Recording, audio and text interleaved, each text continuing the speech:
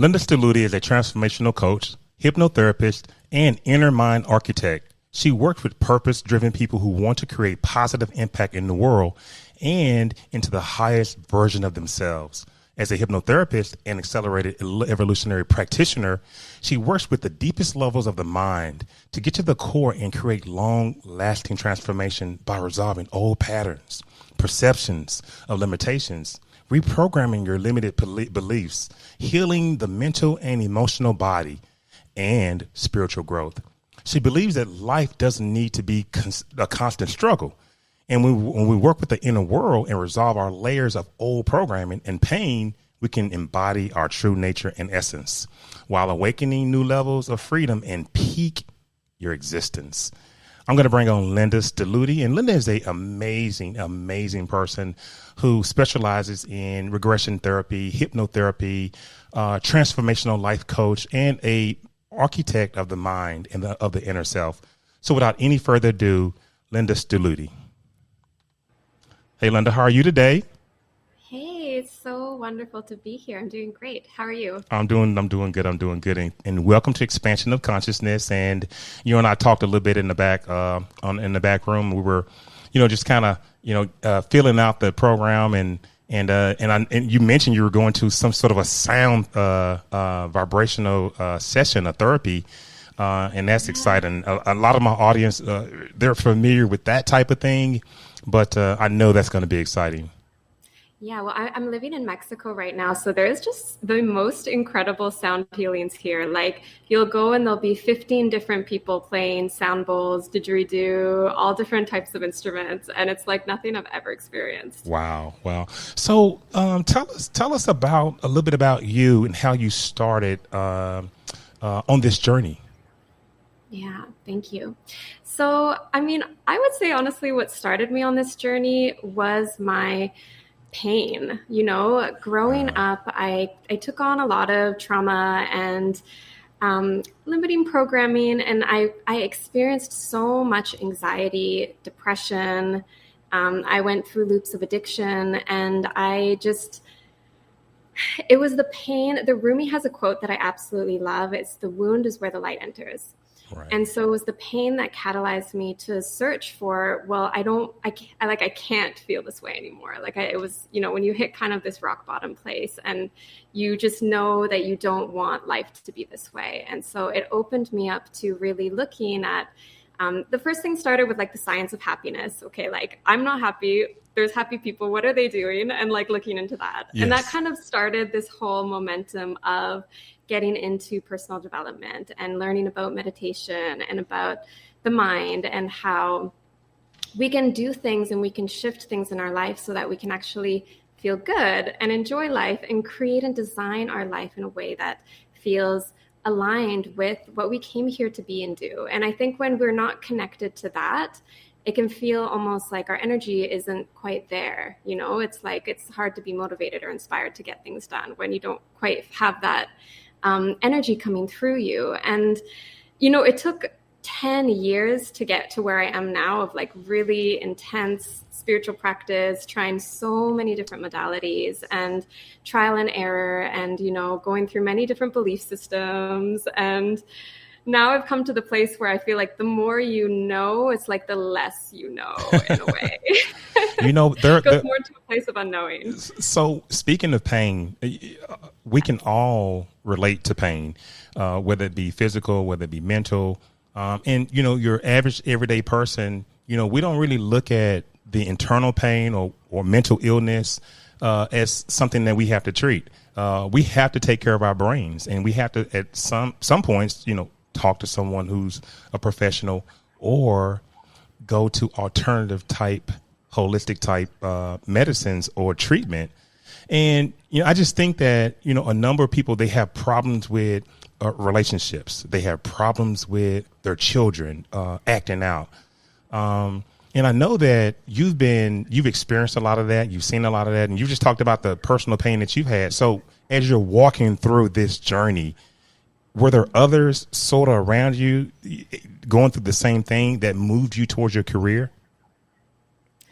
I would say that So, because I've gone through so many different layers and shifted and doing and trying many different things. But I've said, I feel like at different points in my life, I've attracted people that were a mirror and going through similar things. So I find that's a very common thing along the journey, is that as we change, who comes into our life also tends to reflect and match that, and can bring in a lot of different lessons and teachings along the journey. I feel like the whole journey through life is a constant evolution and growth on so many levels. And so we're getting this constant feedback loop through people, things, experiences, opportunities.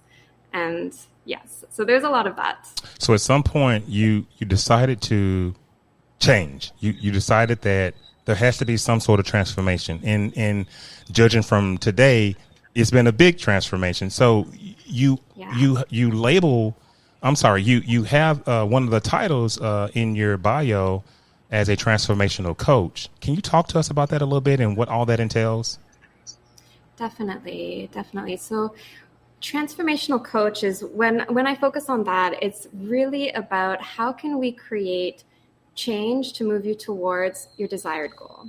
Yes. And how do we shift patterns, old programming, limiting beliefs, so that you can become who you want to become? Because we're not who we think we are becomes our limitation. What we think we're capable of becomes our limitation in life and is what can hold us back. So we have the ability to craft and mold a new identity, but it does take some breaking down the layers to then be able to step into the highest, best version of ourselves. And there's going to be almost like infinite versions of that. But, we always want to be growing, because through my own personal experience, the more healing that we do, the more at peace we can experience life, and it becomes more easeful, more flow. We can tap into this different paradigm, this different way of living.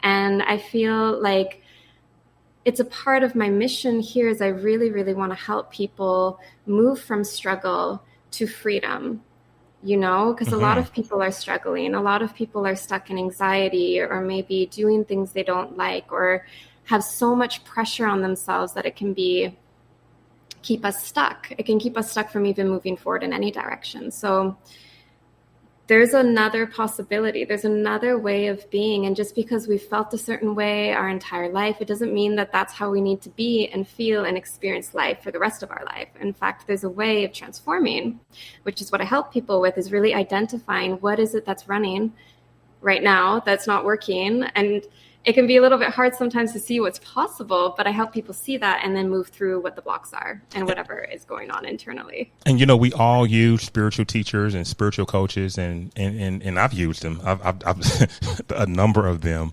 And what I've tried to do is take each coach, each lesson, and merge them into something that I could understand, as well as follow the process and follow the steps on how to create this inner peace within myself. So you have a speech coach, and they're going to teach you how to speak properly and stand up straight and enunciate with strength. And you have a coach, that you have a life coach that teaches you how to, go through life and these are the businesses and this is how you act when you're in a meeting. And so when you're a transformational coach, and we're talking about things that are spirituality, we're talking about things that are esoteric knowledge, how when a person comes to you and listen, I just want to transform, typically I'll lead a person towards meditating first or tell them to do this first. What are some of the steps that, first off, what are some of the signs that you need to maybe entertain transformation or find it in a transformational coach? And then secondly, what are some of the steps that you try to take people through to help them realize their true potential? Yeah. So first is knowing what problem is going on in your life, yes. Right? Is identifying what is the problem. What is going on that is not what I prefer.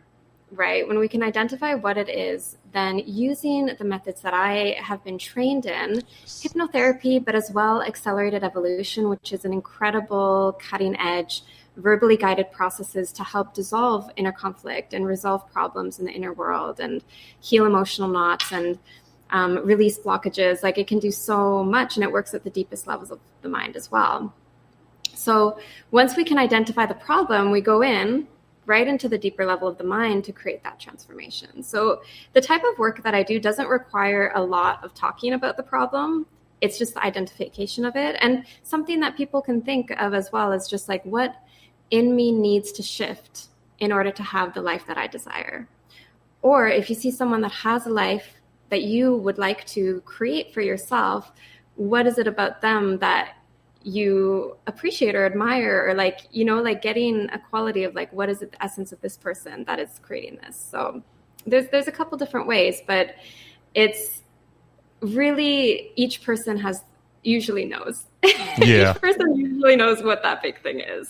Yeah. It's usually quite at the surface. You know, we try to, I've started a manifesting book club, and we're going to be manifesting the entire year. We're in the second quarter, and we have different techniques we use in every quarter, and we're asking for things. We're trying to elevate our vibration and our frequency at a level so that we can put ourselves in position to receive, to vibrate, or to be at the same level as money. I mean, money is energy, and it has a level of vibration, and you have to vibrate at that level to receive not just money, but any type of healing or any type of whatever it is you're trying to achieve.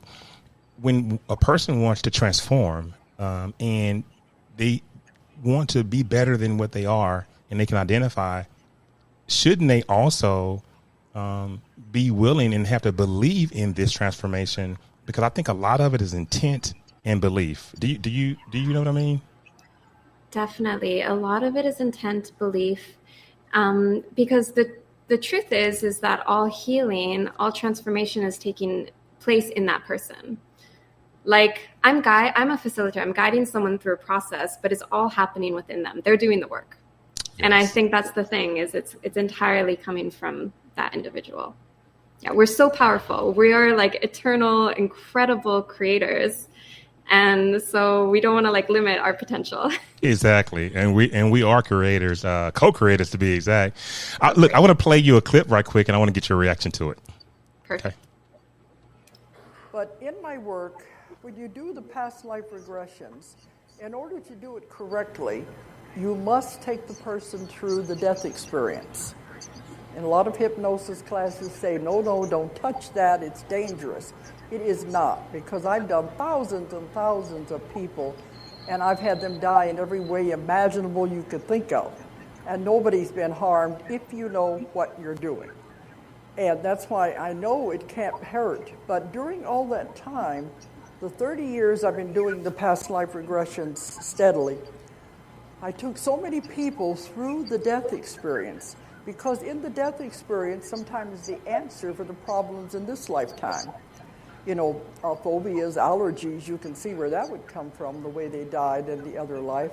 But also medical things that are wrong with the body go back to the way they died in the other lifetime. So all of this is very important. So I found by taking hundreds of people back to the past lives and bringing them back through the death experience, they all described it the same way. They all said the same thing. So this is not near death. This is what I'm going to tell you about, is what they described as real death, what really happens when you die and when you cross over. Because near...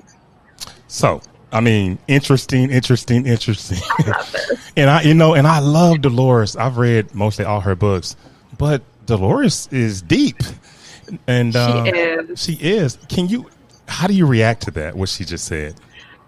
I love Dolores. I have to say that she was one of the biggest inspirations for me to do hypnotherapy training. Originally, I was going to do her program, but then I decided to go a different route that would be a bit more general, like, because hers is very spiritual oriented, but more general to help other issues too. So how I feel about it, I've led people through that place as well. My practice, I don't focus on regression, but I am trained in regression therapy, and I have done a lot of them. Mm-hmm.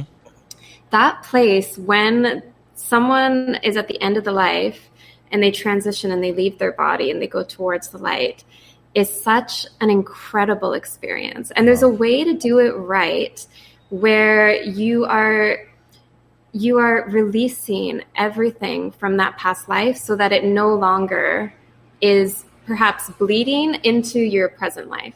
And that's where a lot of the healing comes, is releasing whatever is still there. It might be some, unresolved issues there. And then going into the light. In that place, like, people don't want to leave it. It's so beautiful. It's so blissful, or just peaceful. Everyone experiences it a little bit differently. And there is where we can actually connect with guides. There's sometimes it's just a place of pure light, but it's also an opportunity to connect with these higher guides or gain access from within ourselves, our inner wisdom. So have you been, because you mentioned you've done regression before, did you do an in-between life? It was a past life regression, and I was regressed back, but it was a meditative. It wasn't I think it's QQT. QQT therapy. It was a meditative process, and one of my spiritual teachers, Chloe Mowers, she regressed me using meditation, and we recorded it.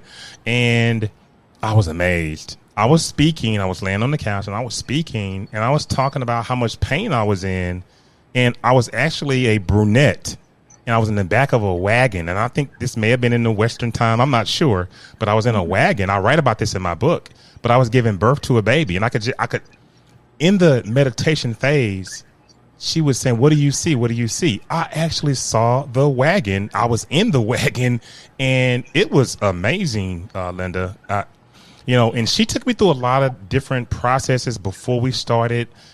She talked to me a long time and gave me a lot of commands, and she kept saying, "Well, do you see anything? What are you feeling?" And then all of a sudden, when I was at my deepest moment, I started to see pictures. I started to get images, and that was my experience.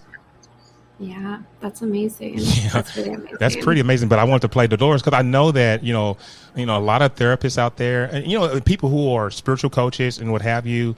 I really try to delve into the conscious mind and different techniques to predict future events, and I'm a big time remote viewer. Very cool. Yeah, I've done a lot of remote viewing work that has been very successful, and I try to approach the higher self and the conscious mind from that aspect. But regression, that was some pretty. It was neat. It was some deep stuff. But you talked about since we're on the topic of hypnotherapy. Can you tell us that part of your practice and, some of the ways that you use it? And I know some of the stuff bleeds in, but I know my audience is really, really interested in really learning everything they can about you. But can you sort of just kind of walk us through that process and share the commonalities? Definitely. So the hypnosis, when we're doing hypnosis, is to access the subconscious mind. And so the subconscious mind is where our memories, past, present, future, are stored. It's where our emotions are stored, our patterns, our habits, our belief systems. It's all stored in what I like to think of as our operating system. So if you think of us like a super advanced biocomputer, yes, and the subconscious mind is where all the programs are stored. There might be viruses. It's all the information. And on a higher level, some might say it's like the universal mind that we have within us, but we're tapping into our own, when we're doing this, because we want to. The power of hypnosis is we do a guided process to be able to access and create a bridge into the subconscious mind. And from there, we can get to the root of a problem. It might be in this life. It might be from a past life. The techniques that I use more now, we don't need to go in the past to resolve it. We actually just find what is the problem in your present reality, and we use that as the bridge to resolve it. But there's many different ways of doing it. They're all getting down to the core to then resolve it and then integrate what you do want. So first, you've got to remove the unwanted program, and then you want to put in the new program. And then why it's amazing and why it can create such rapid change is because once that's internally wired in us, it's not this huge effort anymore. It actually becomes more natural, like a default way of being than this constant inner push and pull with what we want and what we're doing that we don't want. So that's just a little bit of an example of the power of it. It's interesting when you say program, I start to smile. Billy Carson, he talks about us being in a computer code, and that we are in a matrix. And when you say program, once again, I can't help but think about Jose Silva and the Jose Silva method. And I've read some of his books, and in particular, I was listening to one of his books, and I was driving. And it specifically says, do not listen to this book and drive. Oh, when you're driving. Exactly. Yes. And it started to, and it was like computer keys that were just punching, and they were saying 1, 2, 3. You're now listening to the Jose Silva method. Breathe. And it was as if it was programming. And that's what they actually were, programming information into the subconscious mind. So I'm reading this book, Linda. Yeah. So I'm reading this book, and Mr. Silva started doing this because his son was, I believe, needed some sort of a grade in Spanish, and he was trying to get in college or something like that. And he's like, what am I going to do? What am I going to do? And he figured out a way to program his mind so that he could pass his test and speak Spanish. I was like, that is incredible. That is pretty amazing. Yes. The power of the mind is really, really incredible. And once we learn how to tune into it, and people can learn simple techniques to do it themselves on their own time, then you can accelerate learning. There's ways of, I'm not super trained in this, but like brain hacking. I don't know if you've heard this. Yes. Or like super like learning. It.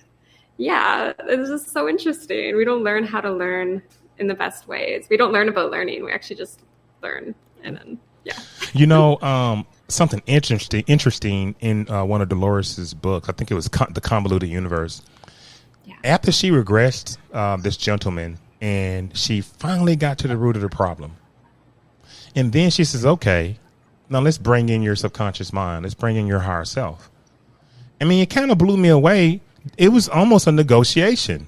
The higher self really was, I'm not going to say wasn't willing, but was reluctant to release this past life trauma for the individual living in this current reality. And Dolores said, well, we need to figure out how we can get him to stop. I think it was stop eating or putting this sort of, he's having all this pain.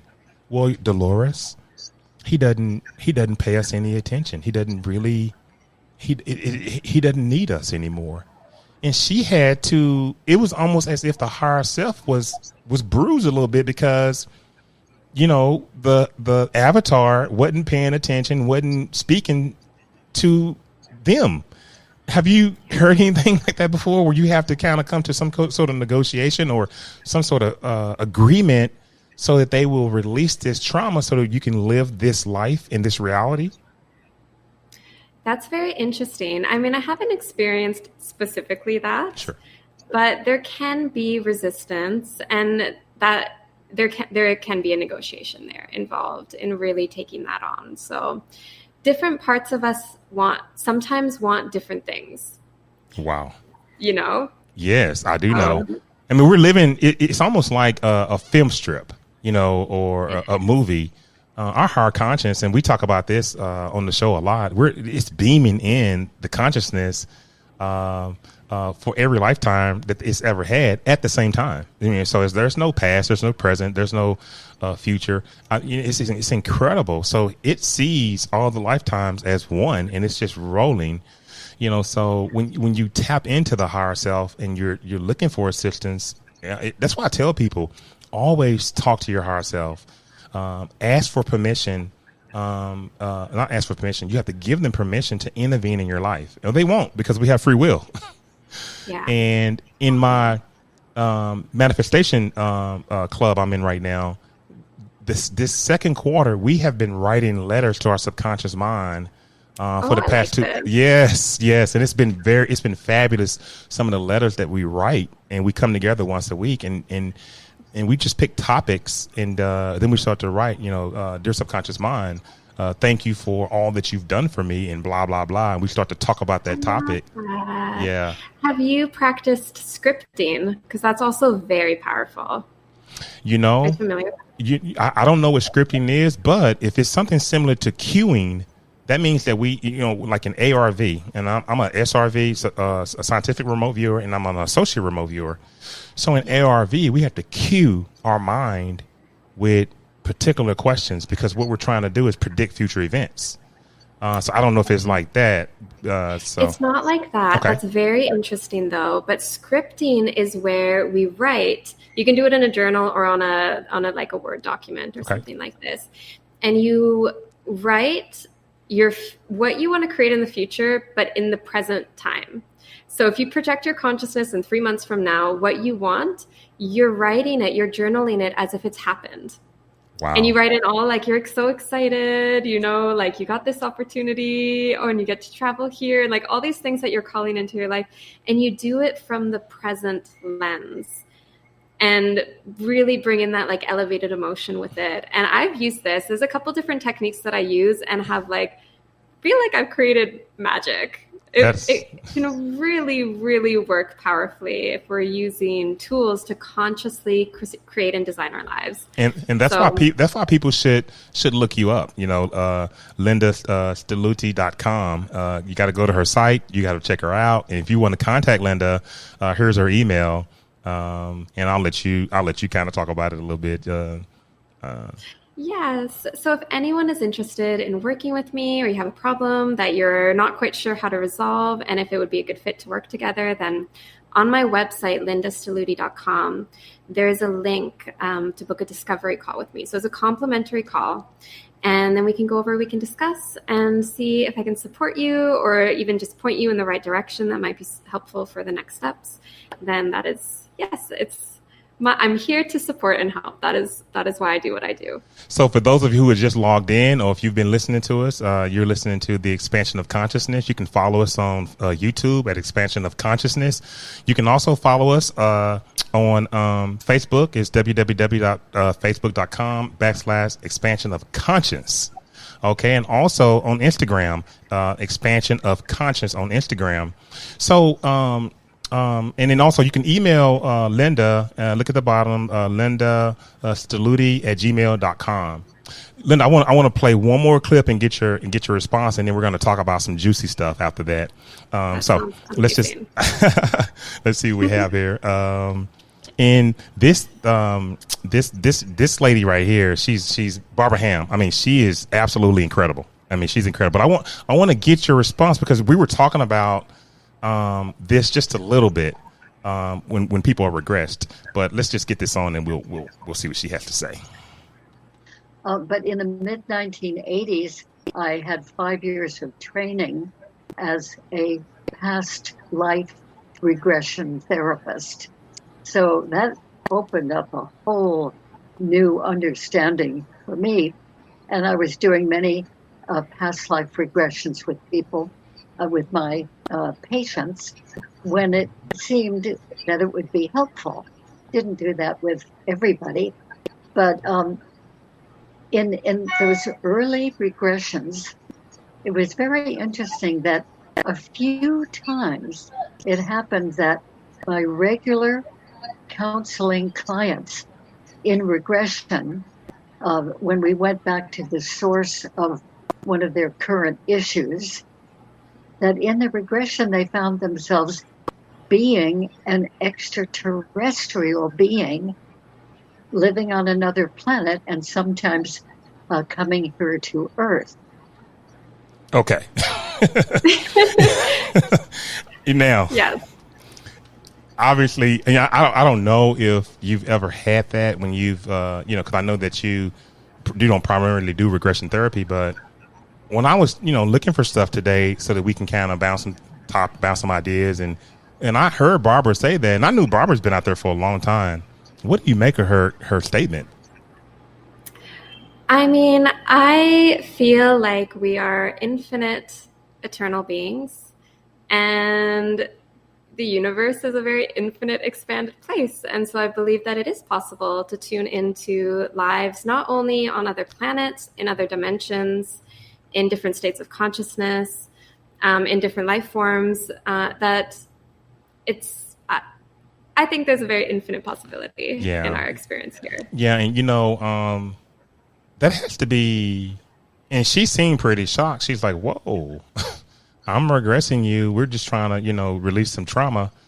And it seems like you are in another dimension. I mean, you are speaking as in a alien life. That had to throw her for a loop. What's some of the strangest things you've seen just when you're working with people as a spiritual coach, and maybe you've put some people under trance? I mean, have there been any wild stories? I mean, I can't reveal any of my client stories, but I could say that I don't know if things surprise me anymore. Just in terms of this existence, this life is a constant mystery. Yes. And it's a lot more mystical than we might perceive it to be. Yes. But I have had clients that it's rare, but it's possible. Clients have been in the session and they don't remember anything that they talked about. And then when they come out of trance, I'm talking to them and they're like, I said that? Like, I don't, like, what happened? Like, they were so deep, and part of them was speaking fluently and I'll record it, the whole thing, but they just remember going down and then nothing. Wow. So those are people who go into a very, very deep level of trance, into what Dolores calls somnambulism. But wow. Yeah. If you want to look at a copy or listen to a copy of this show, log on to www.expansionofconsciousness.net. And that's www.expansionofconsciousness.net. We're with Linda Stelluti today. And Linda, you, and I love this concept, inner world architect. And I said, wow, I cannot wait to ask Linda how just dive off into it for us. What is inner world architect? And I'm assuming that you're doing a number of things internally with the mind and inside the body. But can you kind of dive off into that topic for us? Definitely. So inner world architecture is maybe the art or the experience of creating a different inner world and really building by design the inner experience that you want to have. If there's one of the things that has changed my life the most for the better is realizing that how I feel inside is being projected and I'm receiving an experience of reality that matches my internal world. And so when I started shifting and changing, when we can go in and change the inner programming, the outside world begins to reflect that. And so to create more ease, if we're in constant struggle or anxiety, outside it's going to be more experiences to make us feel almost more of this anxiety and struggle. When we can shift into a different state by doing inner world architecture, by really shifting the design inside of us consciously, that's the thing, consciously, intentionally, that we can have a different experience. I'm sorry. Yeah. I'm sorry. Oh, it was kind of dumb, but yeah, just that there is this other way of being, and it creates a whole new paradigm in how we interface with life. And it's interesting because, just reading Becoming Supernatural, Dr. Joe Dispenza. Yes, I love Dr. Joe. I know. He favorite. He speaks about shifting a lot, and everything is based, and I base everything that I do in my work, in my practice, on meditation. Mm-hmm. So, and Barbara Hand-Clough, she, The Alchemy of Nine Dimensions and the Palladian books that she wrote, absolutely wonderful. She talks about dimensional shifting using the breath.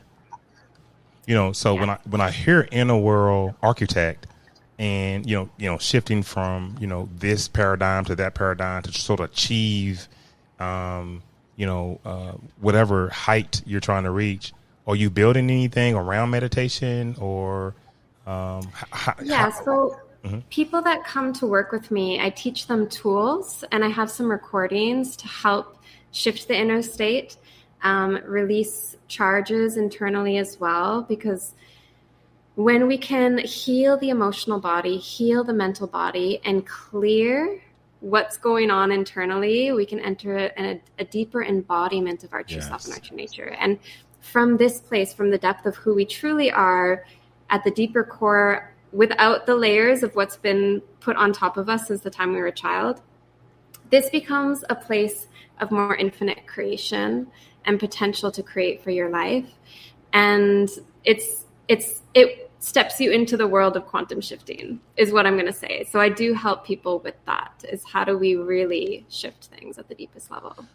Linda, you have a lot of colleagues and a lot of people, follow you and use your services, and same here. And people who've come on the show, there's that crowd or that group of people who absolutely don't know what we're talking about.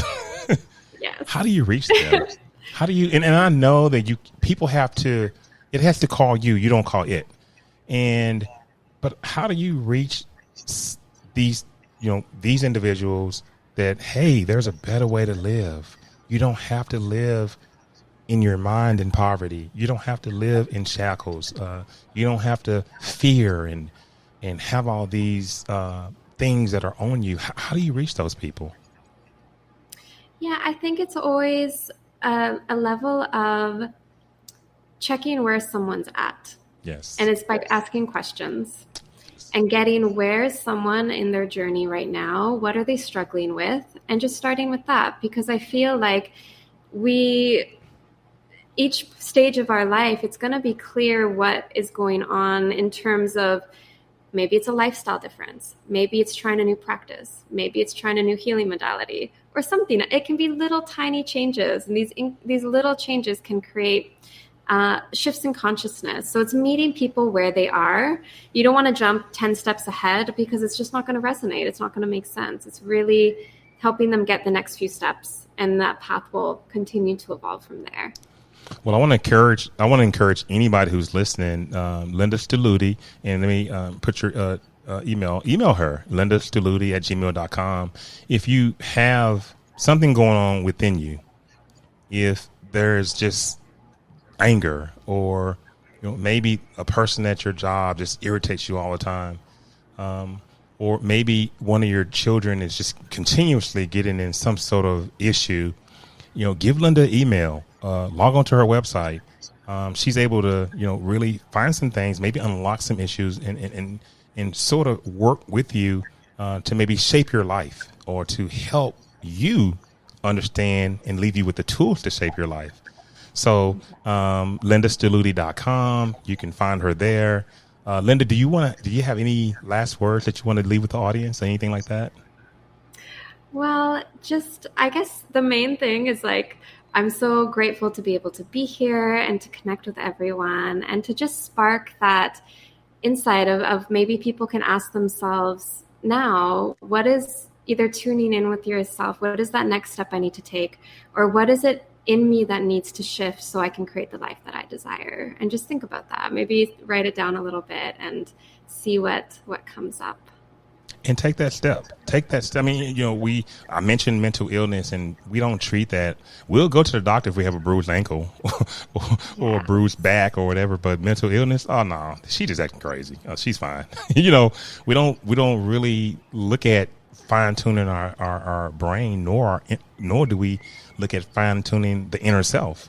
And I just think that people should really, really just take a strong look at that. But Linda, I'm going to go ahead and put you in the back office. I'm going to finish this out, and I'll come back and give you the final goodbye. So hold on for me 1 second. That was Linda Stelluti. Absolutely amazing. She was, I'm taking a course on astral projection, and she's also working with another gentleman who's the facilitator of the course, and she's helping people who have fears, who have blockages. She's helping to remove those so that you can complete, any task that you're currently working on. So I think she's a jewel, and I immediately wanted to meet her, and I wanted to talk to her so that I can share that with you. So we're going to end this tonight, and we appreciate you guys hanging in there with us. And log on to our YouTube channel, Expansion of Consciousness. You can find us on Facebook, as I put up a minute ago. There it is right there, facebook.com, Expansion of Consciousness. And on our Instagram page, Expansion of Conscience. But until then, you guys take care and God bless you.